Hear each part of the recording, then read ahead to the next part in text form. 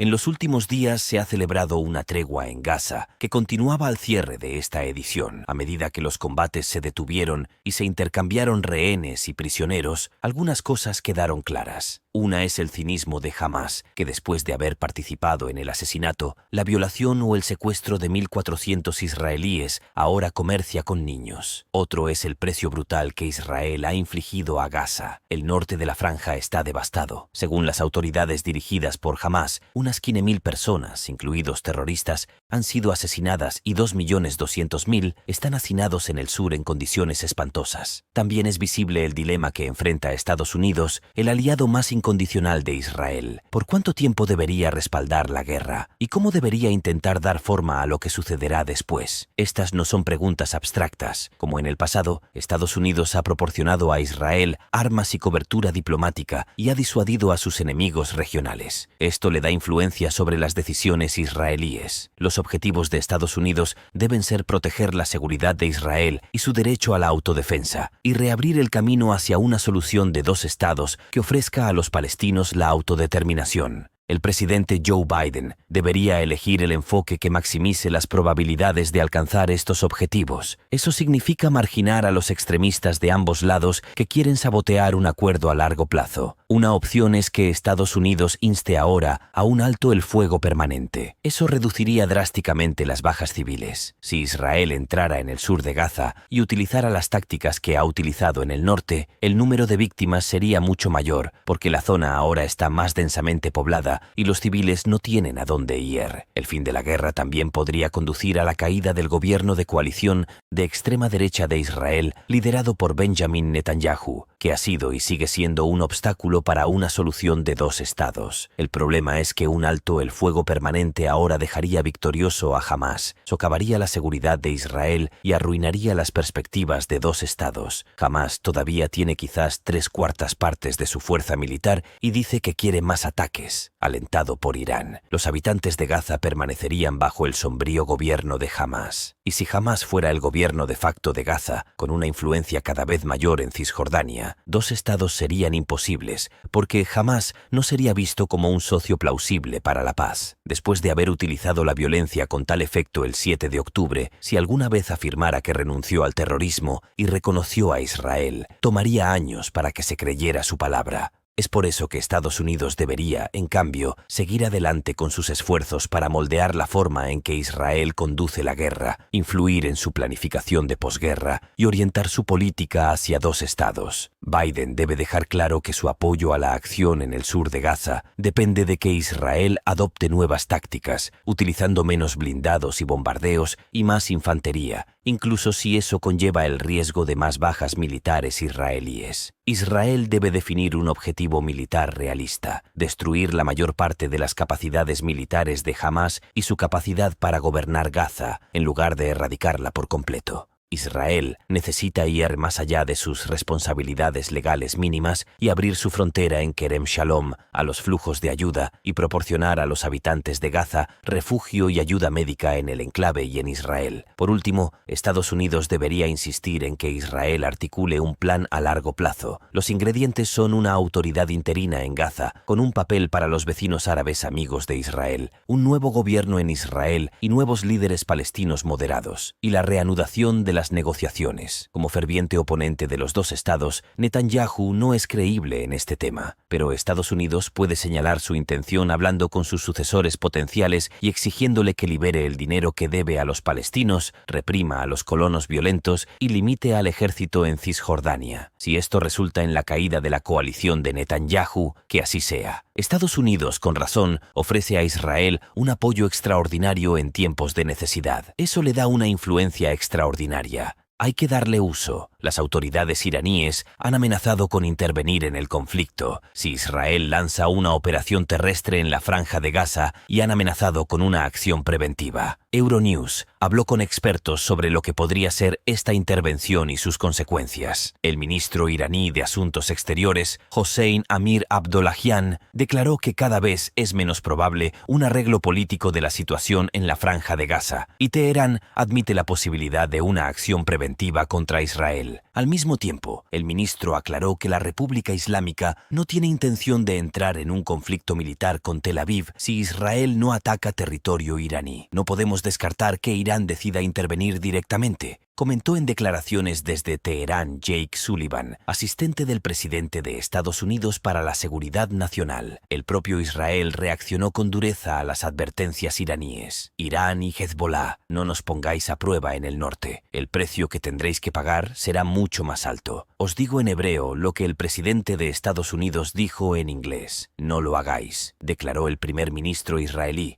Benjamin Netanyahu. The Wall Street Journal citó anteriormente a altos cargos de Hamas y Hezbollah, que afirmaban que Irán había ayudado a los militantes a planear un ataque contra Israel, pero el líder supremo de la República Islámica, el ayatolá Ali Khamenei, rechazó la especulación. Los expertos recuerdan que Teherán mantiene desde hace tiempo estrechos vínculos con Hamas. En el caso del atentado del 7 de octubre contra Israel, hay indicios de que hubo ayuda exterior, afirma Sara Basubandi, investigadora del Instituto Alemán de Estudios Globales y Regionales. Irán es uno de los patrocinadores de Hamas desde hace mucho tiempo. Es uno de los principales ayudantes del grupo en términos de organización de entrenamiento y logística, contrabando de armas. En cuanto al ataque contra Israel, hay puntos que plantean la cuestión de si Irán estuvo directamente implicado en su preparación. Un ejemplo, la infiltración de militantes en territorio israelí. No se puede aprender a pilotar parapentes en los túneles de Gaza o en una zona vigilada por el ejército israelí. Practicaron y desarrollaron estas habilidades en otro lugar, señala el experto. Según Bazubandi, Irán no participará directamente en los combates. Es probable que Teherán recurra a las organizaciones no estatales a las que apoya. Irán es un maestro en crear y dirigir guerras por poderes, invierte en financiera, militar y tecnológicamente en el desarrollo del llamado eje de resistencia en la región. La razón de invertir en su creación y expansión es que Irán lleva intentando evitar la confrontación directa con nadie desde el final de la guerra entre Irán e Irak. En underscore sus declaraciones, el ministro de Asuntos Exteriores iraní menciona precisamente la reacción del eje de resistencia, señala el experto. Irán no solo apoya a Hamas, sino también a otros grupos de ideología anti-israelí, desde el movimiento chií Hezbollah en Líbano hasta la yihad islámica suní en la franja de Gaza y Siria. Como declaró un portavoz libanés de Hamas al Financial Times en una entrevista reciente, los objetivos del eje de la resistencia son destruir Israel y contrarrestar la influencia estadounidense en Oriente Próximo. El principal riesgo es que Irán pueda empujar a sus aliados en Líbano, en particular Hezbollah, a abrir un nuevo frente contra Israel en el norte, señala Ali Baez, director del programa sobre Irán del International Crisis Group. Los combatientes de Hezbollah están mejor armados y entrenados que los de Hamas, según Bárbara Slavin, responsable del programa sobre Oriente Próximo del Centro Stimson de Washington. Disponen de un arsenal de 150.000 cohetes que pueden utilizar contra las principales ciudades israelíes, afirma Bárbara Slavin, responsable del programa sobre Oriente Próximo del Centro Stimson de Washington. Creo que esto es un indicador alarmante de que si Israel lanza una operación terrestre en Gaza, Hezbollah se verá obligado a responder de alguna manera, quizá abriendo un segundo frente en el norte de Israel, afirma Slavin. Los expertos señalan que el principal objetivo de la política de defensa de Teherán es impedir un ataque directo contra territorio iraní. Después de que militantes de Hamas invadieran Israel, los aliados de Tel Aviv, Estados Unidos y Gran Bretaña enviaron buques de guerra y aviones a la región como medida disuasoria. Teherán no enviará a sus militares a la zona de guerra para ayudar a Hamas. Está convencida Bárbara Slavin. Según Ali Baez, si Irán se involucra directamente en el conflicto, existe el riesgo de que países como Irak, Siria y Líbano también se vean implicados. Las consecuencias podrían ser catastróficas no solo para la región, sino para el mundo entero, afirma Ali Baez. ¿Está Oriente Medio al borde de una nueva gran guerra? En realidad podemos estar al borde de una gran guerra en Oriente Próximo. ¿Quién está dispuesto a una escalada tras la operación terrestre israelí en Gaza? Podrían ser Irán, Hezbollah, los Houthis yemeníes. Estamos en una etapa muy peligrosa de la historia moderna de la región de Oriente Próximo. La experta recuerda que el propio Irán tiene potencial para un ataque directo contra Israel. Los misiles de largo alcance fabricados por Teherán, como dijo el ejército iraní hace un año, podrían arrasar Tel Aviv. La República Islámica está desarrollando activamente tecnología de misiles y sistemas no tripulados. Basubandi afirmó que nadie desea otra gran crisis en la región, pero la situación no es sencilla y podría cambiar en cualquier momento. Los iraníes, a pesar de su encendida retórica, probablemente no quieren un conflicto regional. Es un equilibrio muy difícil para todos entre actuar lo suficiente para no perder la cara, pero al mismo tiempo no cruzar las fronteras ni perder la cabeza, afirma Ali Baez. Además, un nuevo conflicto de gran envergadura, señala Baez, podría hacer que Teherán perdiera su programa nuclear. Si entramos en una guerra a gran escala, Estados Unidos e Israel probablemente lo verán como una oportunidad para destruir el programa nuclear iraní, que está más cerca que nunca de desarrollar armas nucleares. Esto tendrá un coste enorme, capacidades militares y posiblemente enormes bajas humanas, advierte el experto. Según Bárbara Slavin, los diplomáticos se centran ahora en reducir la probabilidad de que el conflicto se agrave. Esta es ya la guerra más sangrienta entre Israel y sus adversarios en décadas, afirma Slavin, pero Israel no puede bombardear su camino hacia la paz. En algún momento habrá que hacer un esfuerzo serio para intentar resolver los problemas de los palestinos. En esto, dice el experto, los socios y amigos árabes de Israel pueden desempeñar un papel. Una resolución práctica y justa de este conflicto redunda en interés de toda la humanidad, pero es muy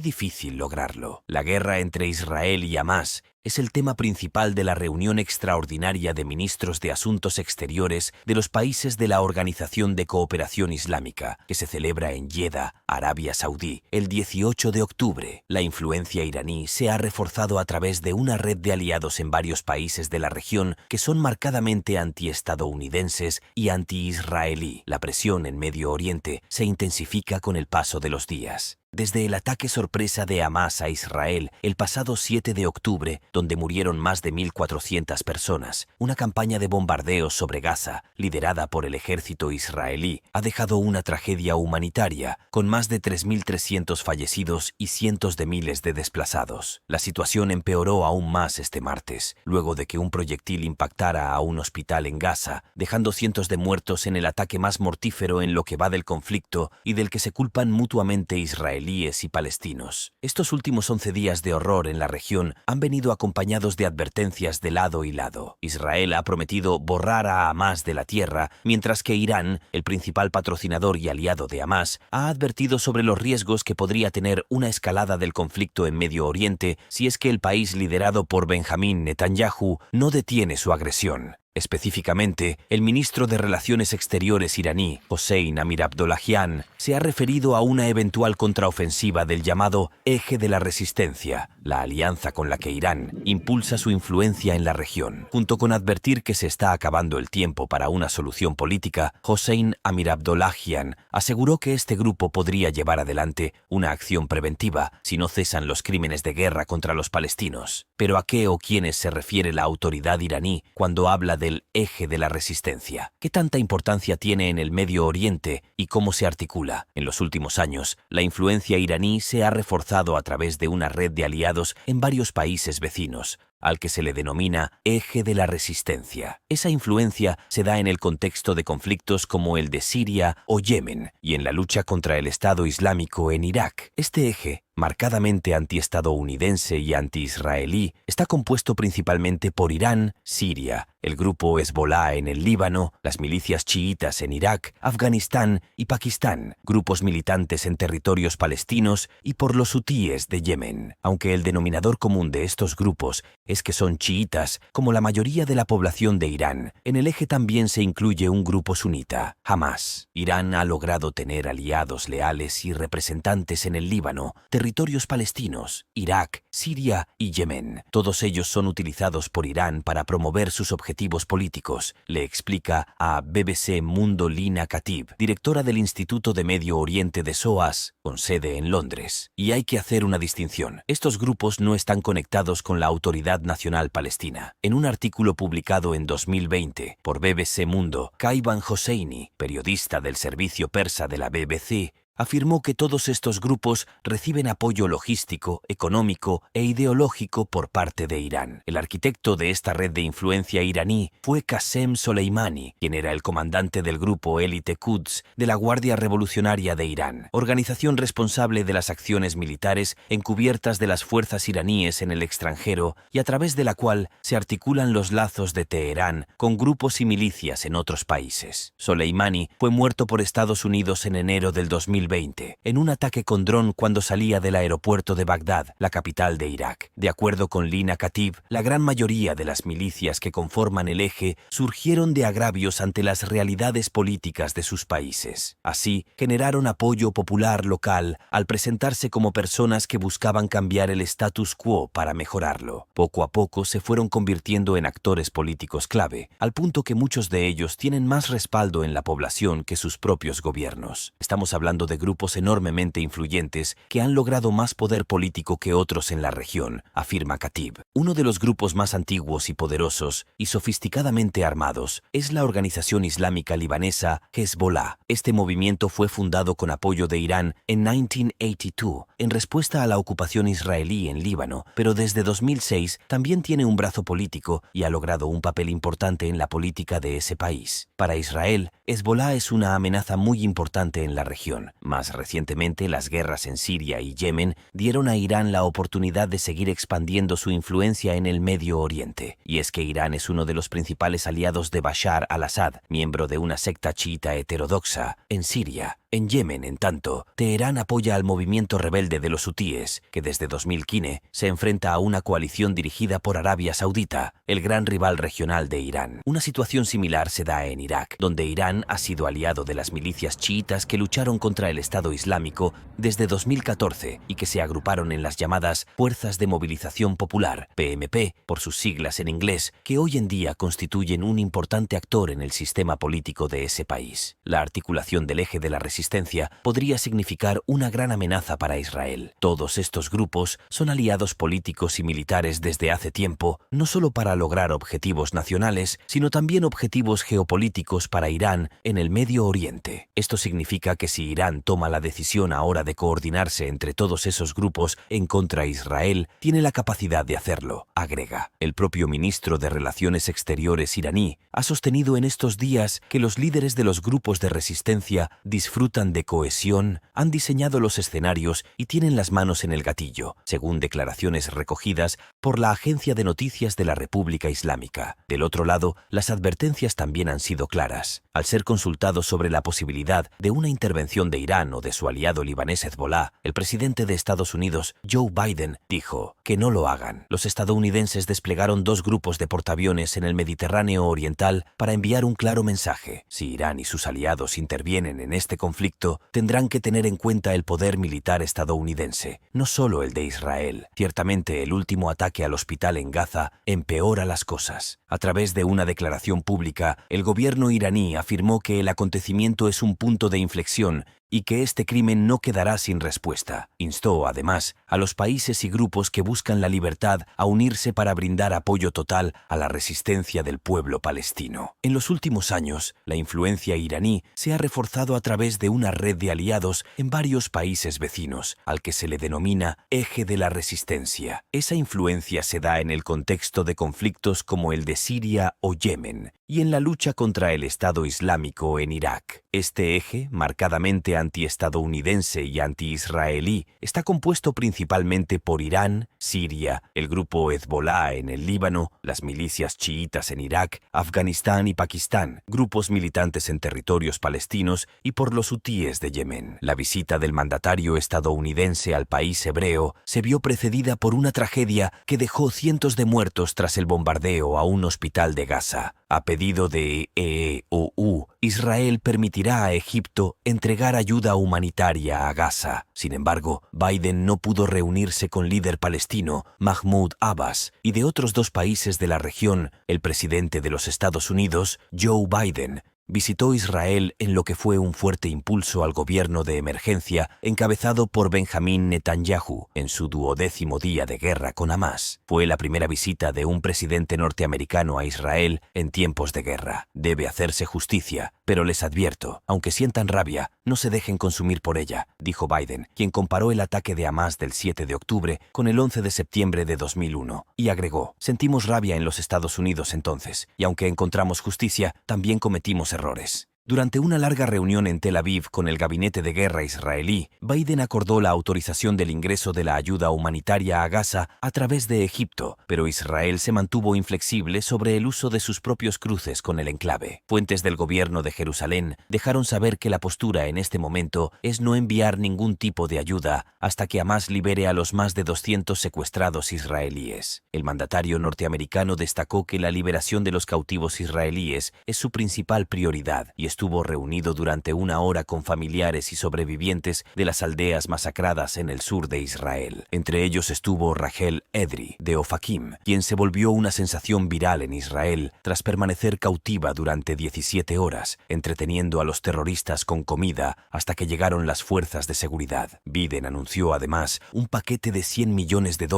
en ayuda para Cisjordania y Gaza. Sin dar cifras, Netanyahu confirmó que Estados Unidos prometió además a Israel una partida de ayuda militar a Israel descomunal, sin precedentes. La visita de Biden funcionó como un cese al fuego de facto. Tras su regreso a Washington, Hamás reactivó con fiereza el lanzamiento de cohetes hacia Tel Aviv y aldeas alrededor de Gaza, y Hezbolá hizo lo propio en la frontera norte, evacuada casi en su totalidad de población civil. El ejército informó que respondió a los misiles lanzados hoy desde Líbano con ataques con drones sobre los puestos de lanzamiento. Desde el Ministerio de Defensa de Israel esconden cada vez menos que la estrategia para combatir a Hamás no necesariamente incluirá una incursión por tierra de manera tradicional, sino que buscan una guerra de desgaste. El jefe del Estado Mayor, Herzi Halevi, dijo frente a tropas de la Fuerza Aérea que la guerra no será corta. Cabe destacar que ya son un 300.000 los desplazados internos en Israel y más de 1 millón en Gaza, lo cual presupone que la estrategia a la larga podría no ser sustentable sin recibir fuertes presiones tanto locales como internacionales. Los líderes de Egipto y Jordania reiteraron hoy su desacuerdo con recibir refugiados gazatíes,